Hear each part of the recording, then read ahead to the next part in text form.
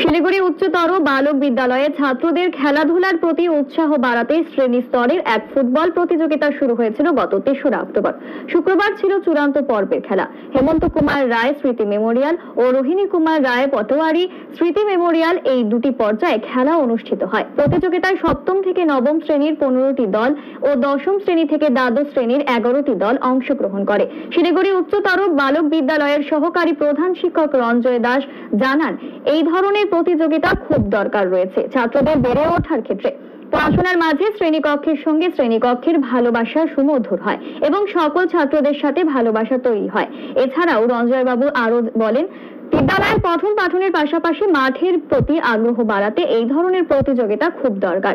খেলার শেষে বিজয়ী দলের হাতে পুরস্কার তুলে দেওয়া হয়। তো এটা দীর্ঘদিনের এবং খেলার তো প্রয়োজনীয়তা আছে। অ্যাকচুয়ালি একাডেমিক যে বিষয়গুলো আমাদের বিদ্যালয়গুলোতে থাকে, যেমন ধরুন পড়াশোনা, তার সাথে খেলাধুলা, আবার সাংস্কৃতিক চেতনা ইত্যাদি সব কাজই তো হয়ে থাকে। এটা তারই একটা অংশ, এটা সিলেবাসেরই অংশ ধরে নিতে পারেন। হয়তো ফর্মাল এডুকেশনের বাইরে গিয়ে কিন্তু এই এডুকেশনটা খুব জরুরি।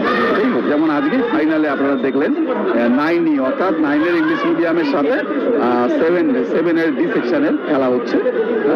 তো এখন প্রত্যেকটা ক্লাসের 5টা করে সেকশন, প্রত্যেকটা সেকশনে অংশগ্রহণ করেছে।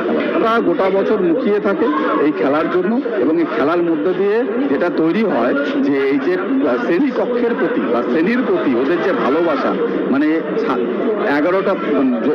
9টা প্লেয়ার খেলছে আর তার সাথে আরো বাকি বাচ্চারা ওই শ্রেণীর অ্যাটাচ হয়ে যাচ্ছে। এই যে শ্রেণীর প্রতি নিজের ছেলেদের প্রতি যে একটা অ্যাটাচমেন্ট, তার বিকাশ কিন্তু খেলার মধ্যে দিয়ে